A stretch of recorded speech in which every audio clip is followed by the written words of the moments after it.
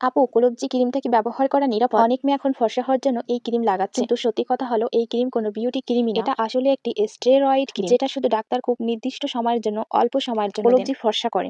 হ্যাঁ, প্রথম দিকে একটু ফর্সা মনে হবে, সেটা স্থায়ী না।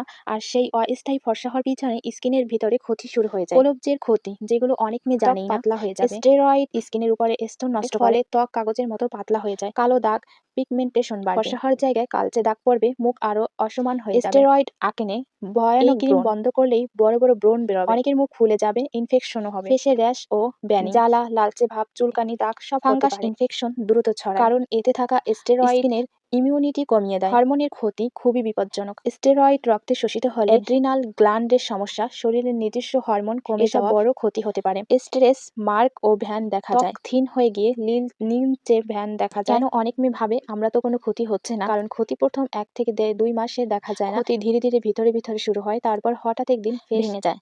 সত্য কথা, এই ক্রিম ফর্সা করার জন্য না, এটা মূলত সোরিয়াসিস, একজিমা, গুরুতর অ্যালার্জি, সংক্রমণ এসবের জন্য ডাক্তার সামান্য সময়ের জন্য মুখে ফর্সা হওয়ার জন্য বিউটি হিসেবে ব্যবহার করা একদমই নিরাপদ না। মেয়েদের জন্য আমার পরামর্শ, ফর্সা হওয়ার জন্য স্টেরয়েড ক্রিম কখনোই ব্যবহার করো না। স্কিন ভালো করতে চাইলে নরমাল স্কিন কেয়ার, বাইরে গেলে অবশ্যই সানস্ক্রিন, ত্বক নষ্ট হয়ে গেলে পরে ঠিক করা খুব কঠিন।